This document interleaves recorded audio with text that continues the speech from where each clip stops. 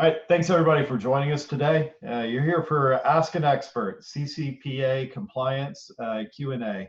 You're here with SalesIntel and InfoSecEnforcer.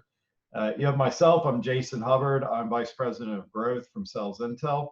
And then we have DV here with us, who's a CCPA expert and author. DV, welcome. Thank you, Jason. Right.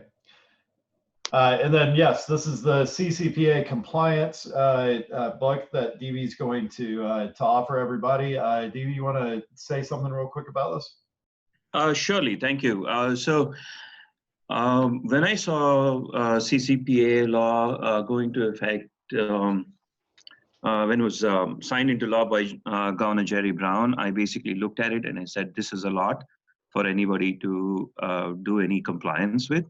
So I started to research more and more and figured out there should be something really simple and easy step-by-step approach to follow to become CCPA compliant.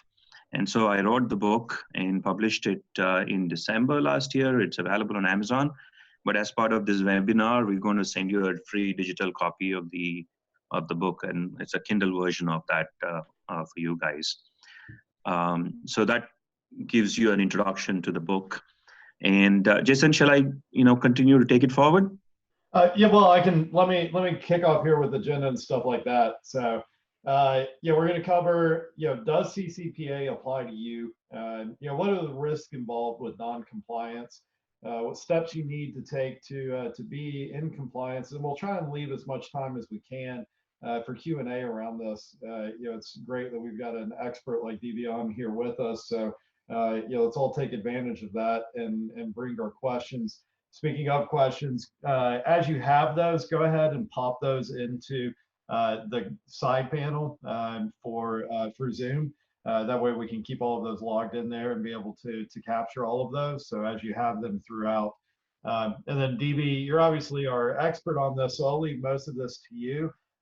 But as I have, personal anecdotes, stuff like that, both me personally as well as us at SalesIntel, I'll inject those as well. But I'll primarily hand this over to you then. Great, thank you. So not sure how many of you are aware of this new consumer protection law, and this is introduced, in 2018 and became law when Governor Jerry Brown is still in office, and he signed this I think end of June 2018, and the effective date of the law is January 1st, 2020. So it's already effective right now, but the enforcement is expected to begin July 1st, 2020. I use the word expected because there might be minor changes here and there with respect to the enforcement start date, but pretty much everybody is assuming, and I have seen communication from the AG itself to say that the enforcement is expected to begin in July of this year. Okay, so what does the law give in terms of rights to California consumers? As you can see in the slide, it just provides the privacy rights that are enforceable by the California AG, and the right to know, right to say no, as in do not sell my personal information. That's the main right to say no that is available. And right to delete. Of course, the right to delete comes with the no discrimination, as well as right to say no also comes with no discrimination clauses with it. And obviously the right to sue. So who can sue, etc. We'll talk in the next slides. Who does this law apply to? Nearly most companies.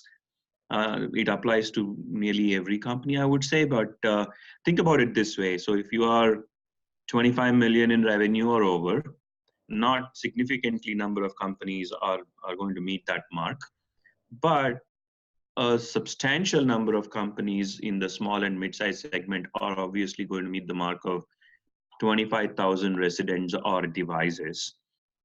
So which means if you have some Google Analytics on your website and you have about 700, 800 visitors approximately per week onto your website, then I think you should consider yourself that you would need CCPA compliance. Or if you are a data broker and 50% of your revenue comes from the sale of data or brokering data, then you're also covered under that. So let us assume that you don't want to spend the money, effort, or time for compliance with CCPA. So what happens if you do that? What happens is there is an enforcement risk that's involved. So enforcement risk, what does that mean? If, for example, your company website doesn't have a button which says "Do not sell my personal information," typically most companies are putting that in the footer.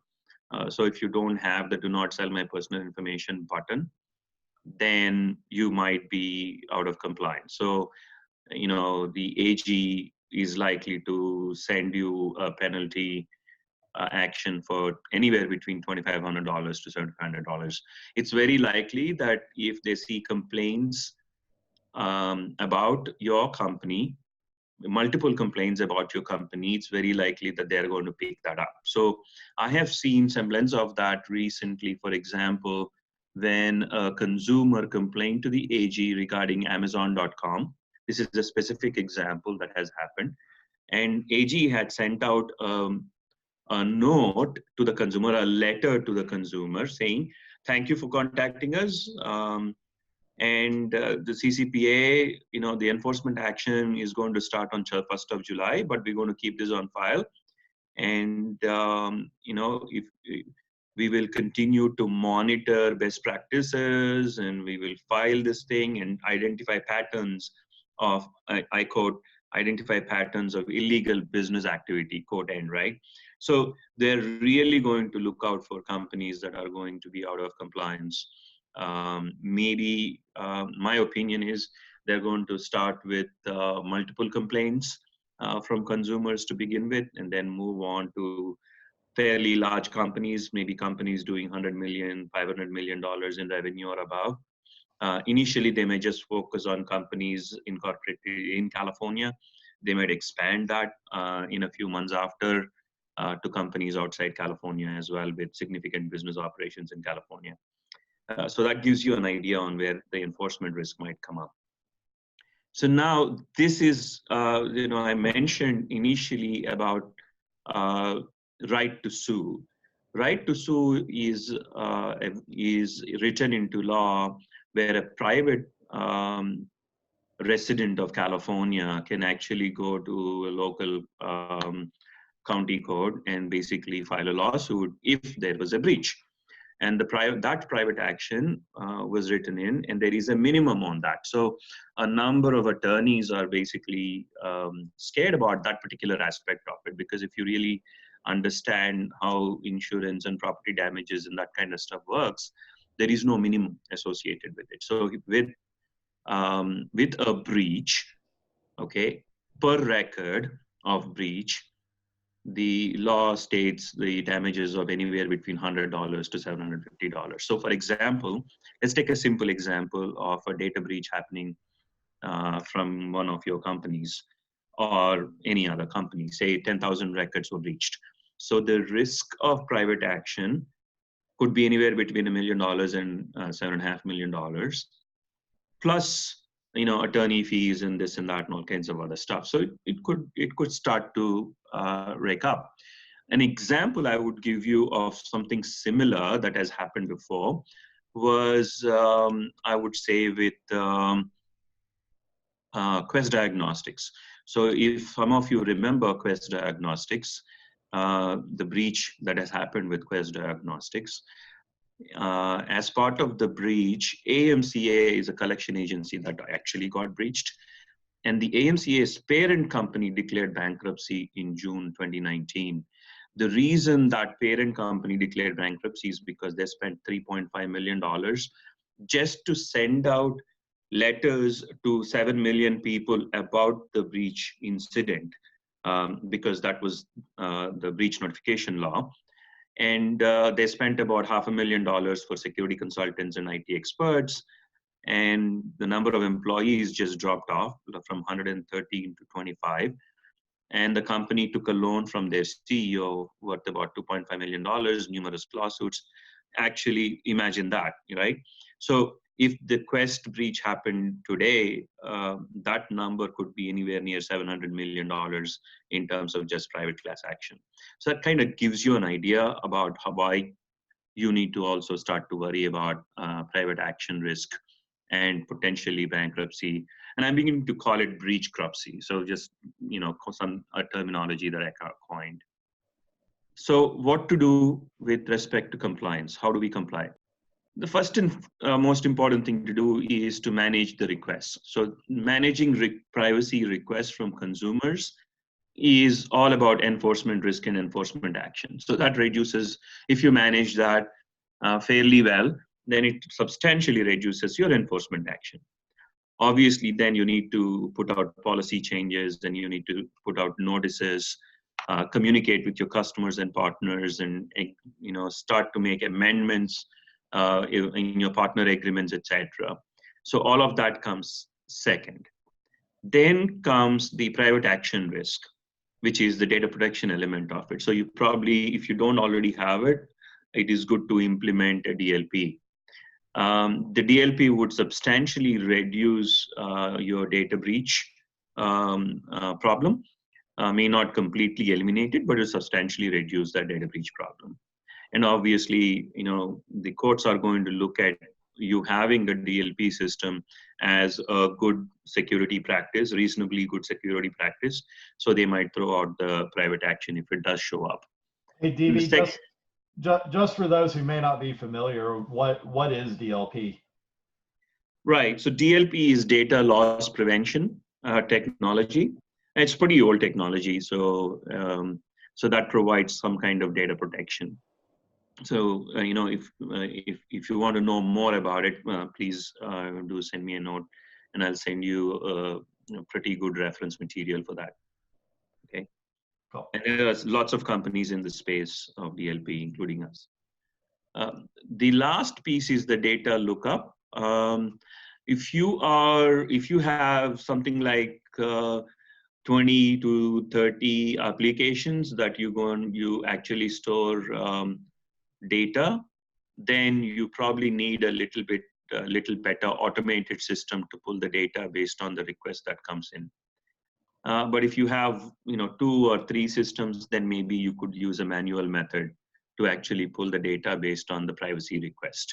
And so that's also an approach that you need to take. So your entire solution really comes down to changing and communicating on your website your privacy policy appropriately, having a method for intake of privacy requests from consumers or whoever visits, making the appropriate policy changes, vendor agreements, etc. Potentially deploying an integrated privacy API to actually tap into your cloud apps and internal apps and things like that. And obviously data loss prevention technology to prevent data breaches. Okay, so that kind of would be a solution that could potentially be useful. Yep. Next slide, please. Yeah, well, just to pause real quick. So it's probably a good place to talk real briefly about how this worked for us internally at SalesIntel. Obviously, we're a data company, so we get questions all the time about, how do we comply with this type of stuff? For us, we took several primary actions in order to be compliant. So first question people ask is, are we compliant? Yes, we are. So we had to update our policies on our website, communicate those out to our customers, as well as update our contracts and stuff like that.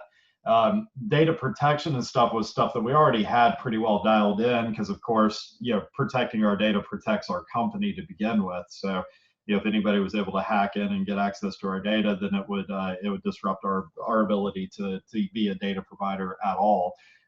So that piece was already pretty well dialed in. The biggest key for us was putting together a clear pathway for people to be able to raise their hands and say, I do not want my data to be available. instead of have that pulled and scrubbed from our system. We already had most of that in place, just in general around security policies and privacy policies, as well as GDPR compliance. But we took additional steps to be specifically compliant with those regulations associated with CCPA. So that's how it affected us. But it primarily boiled down to two primary things we had to do on our side. We had to update all of our policies and stuff like that to communicate that out to our base, as well as update forms and pathways for people to be able to submit their request to have their data removed or wiped from our systems. So I was hoping we could answer some questions. I think we have a few questions, Jason, I guess. All right. Jennifer's asking, are we seeing, she's asking if we're sending the slides after the webinar. Yes, we are, Jennifer. Rob was asking, after you delete all the consumer data, how do you prevent the data from coming back in? That's a great question. DV, do you have any on that side? I can talk specifically about us on the SalesIntel side. Sure. So as far as the law is concerned, law doesn't talk about, has no mention about what you can do in the future. Okay. So if a consumer says, delete my data, it's retroactive. So you could delete the data for that consumer, but it doesn't imply that you need to stop collecting any more data in the future. So you can continue to collect data about that consumer in the future. Okay, so hope that helps answer the question. Got it. Yeah, and for us specifically at SalesIntel, similarly, it doesn't mean that we're not going to collect data around that person, but we're certainly not going to publish that data as far as data that our customers are able to have access to. So it does work both retroactively and going forward for us when it comes to the published data. But yeah, that does not mean that it won't come through in our automated data gathering processes. Right. So while we wait for other question, I see a number of questions coming to us. Obviously, there are simple questions like, we do not sell data. Should we still be compliant with CCPA? Yeah, yes. The reason for that primarily being, for example, I'll take the example of Google. Google started off saying, do no evil. But now, they are doing lots of things with the data, and potentially there is no way of knowing whether they license the data, they sell the data, how do they sell it, etc., etc. So there is no knowing that. So the law basically says you need to comply even if you don't sell. If you don't sell and somebody asks you not to sell, you basically say, okay, we are not selling the data. That's basically what it is. That's one question I usually get majority of the time. The other question I get sometimes, not a lot of times, is we don't have any privacy information. Should we still be CCPA compliant? So there's a simple question there, right? But majority of the time, let's assume the following, right? Majority of the time you have Google Analytics or some kind of analytics deployed on your website, okay? And that is personal information being collected about network statistics about that specific consumer, but while that consumer is identified with an ID, but there is a way to identify that consumer. So it is considered personal information. So personal information is not necessarily personally identifiable information. It's just any personal information. Now, I think we have another question here called, if I get someone's contact info from you and they ask you to delete them from your DB, do I have to delete them too? That's a good question. So it depends on the agreements you would have with your data broker, right?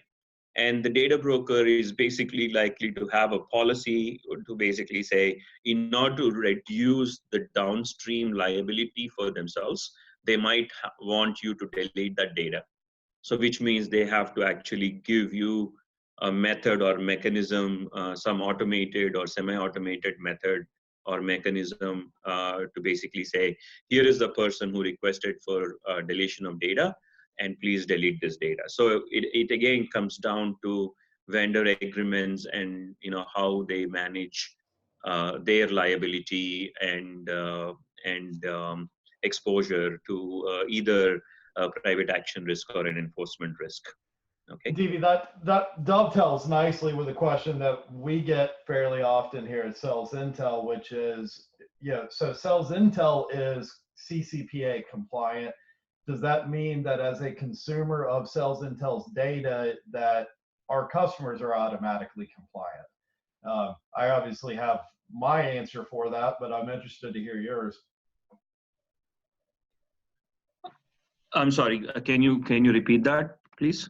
So a question we get all the time is, they'll say, okay, SalesIntel is CCPA compliant. So if I'm a SalesIntel customer and I'm using SalesIntel's data, does that automatically mean that I'm compliant? No, it doesn't, right? Because your customer may have data themselves beyond SalesIntel's data. They have their own website. They have their own things to worry about. So they need to follow their own process and policy changes associated with CCPA and be compliant with that in their own way. And then so it's similarly, not automatically transferred to them. Yeah, and similarly, if they request their data to be removed from a SalesIntel customer, Right. They would have to do that themselves in order to be compliant themselves, as opposed to SalesIntel's compliance. Correct. So again, it depends on that specific customer's agreement with you, right? I know sometimes they might not agree to be compliant with all the laws, and CCPA being one of them.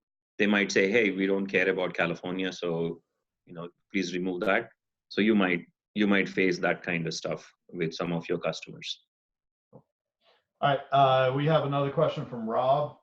As a service provider that in the process of working with our clients' data may collect data on consumers, what's their responsibility versus the client's responsibility?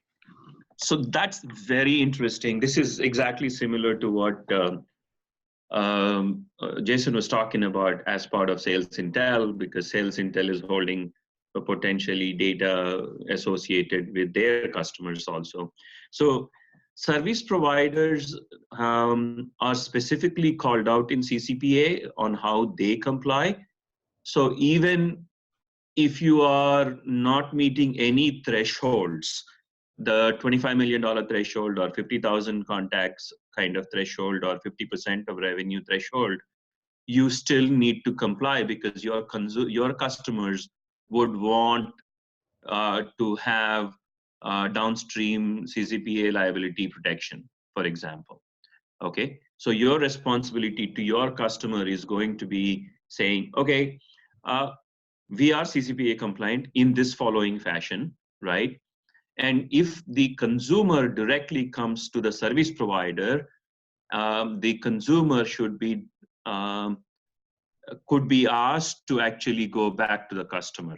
Again, that portion of the regulation is a little unclear still on how you do that, but you don't have to directly respond to the consumer. So for example, Salesforce's customers, I'm just taking Salesforce's because, or SalesIntel, for example. SalesIntel can respond to their customers' consumers by basically pointing it back to their customers primarily. That's how it really works out. Okay. Does that answer the question, Rob? Cool. Thank you. Another question that sometimes get answered is with respect to insurance and liability protection. So is there a CCPA liability insurance? Can I buy something? You know, we actually partnered with some insurance companies and brokers to actually offer that. But what I had noticed is that it doesn't provide you blanket coverage. There are limits for any insurance, obviously. So, you know, I have not seen any insurer offer coverage beyond 5 million so far at this particular point of time, with respect to the cap on it. But I have seen policies, easy policies, come in for $1 million, 2 million kind of thing, which you could potentially sign up. And obviously there are some deductibles, etc., associated with it. So my recommendation would be to actually look about on liability protection from that perspective, some kind of insurance. In addition to having a program that actually complies, you still need to have insurance, in my opinion. Cool. And then, yeah, the one other one, and yeah, this sort of dovetails with some of the stuff we talked about with, you know, the data for SalesIntel, as well as being a service provider. If you're somebody that doesn't own the data yourselves, so you're consuming it from a third party or service provider, how does that impact it? If somebody doesn't have the data. So if you don't own the data yourself, as how does, say you're partnering with somebody as a third party service provider or something like that, they're the ones that technically own the data. How do you navigate that as far as personally being CCPA compliant?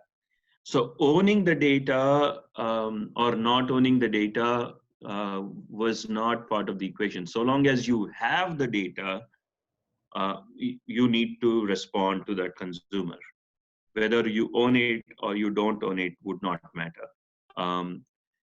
So for example, supposing, say, from SalesIntel, one of the customers, you know, licenses that data, and the consumer goes to that customer and say delete. So from their systems, they need to delete that data, as if, you know, quote unquote, as if, you know, they own the data or somehow licensed it for use or whatever that is, as if it's a perpetual license for use or stuff like that. So long as they have the data, they need to comply with the law from that point of view. Okay, they may not come back to SalesIntel and ask SalesIntel to delete it also, because the consumer request was from the perspective of, hey, do not sell my personal information or delete my personal information. Cool. All right, we've got one more. Can Indian-based companies be fined if they violate CCPA compliance? Potentially, yes. I don't perceive that such private enforcement action would start, at least for the first few months, if not more. It all depends on size of companies, etc., from an enforcement point of view. But more importantly, your customers are going to ask for it. So if you're a B2B company, right, your customers are basically going to give you clauses in their agreements to basically say, hey, you know, we want you to be compliant with CCPA, and we want you to be compliant with GDPR or whatever that might be. And you do need to have programs associated with that. So you can actually tell your customers saying, yes, we are compliant, and that kind of stuff. So yeah, the answer is yes.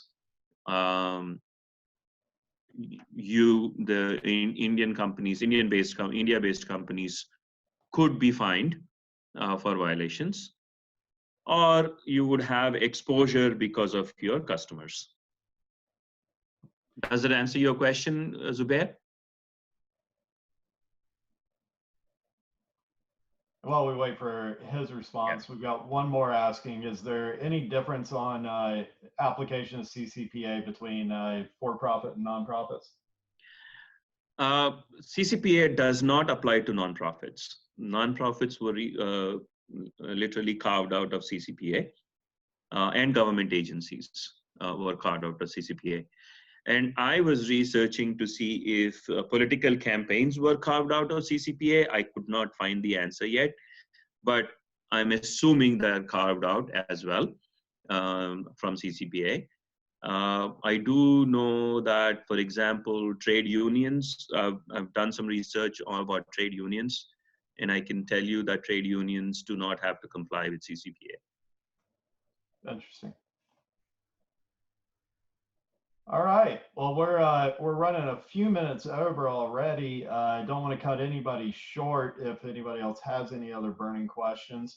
But if not, we'll wrap this up. We got one more. So, all right, Jamie's asking, what is suitable evidence that removal has occurred? I'm sorry, what was the what? I think the question is, are you required to do anything to confirm that you have removed the data that's been requested to be removed? So now, an attorney, I'm not an attorney, thankfully, to hear that question. An attorney would tell you, what? I mean, you say you deleted, but you did not actually delete it. That's a problem, obviously, by default, right? So my recommendation would be to represent your company in the right way, and do ensure that you actually do what you say that you're doing. But there's nothing spelled out as far as you have to do these steps or keep track of these certain things in order to prove that you actually follow through with that request. There is nothing specific about it, but I can also give you scenarios where you could get caught. So a consumer comes to you and says, delete your information, right? You respond back to the consumer and say, yes, we deleted the information. Okay. But the consumer goes back and then, looks up into their account and the information is not deleted, right? So if it's an account-based consumer, which have a walled account kind of thing, then you're in trouble. That's number one. Number two, the consumer comes back immediately and say, hey, delete, give me my data. They may not ask you to delete the data, right? They might ask you to say, hey, give me whatever data you have about me. Okay, now you're not, by default, you're not supposed to have any way to track back and forth. So now for the second request of give me my data, you should not have any data available except for what is required for you to have critical businesses running, right? So then if you give them all the network information and the data by default, then you're caught, right? So a consumer might actually trick you by saying, delete my data, and immediately ask you for their data. So then you're caught. That's a clear violation, and that definitely consumer is going to go back to AG, complain about it, and you're going to get an enforcement action for sure. Got it. All right, I think the only thing we've got remaining, somebody asked whether they would be able to get the PowerPoint. Yes, we will be posting a blog post with a link that we'll share out via email. That post is going to have the deck embedded on it, as well as the recording, as well as a link to be able to get to the book that DV is offering everybody. So you'll get that most likely tomorrow after we get everything processed, cleaned up, and up on the post. But we'll get that out to you as soon as we have it ready. Okay. All right. Well, thanks everybody for joining us today. DV, thanks. This has been fantastic. Thank you, Jason. Thanks, everyone. Right. Thanks, everybody. Thanks. Bye.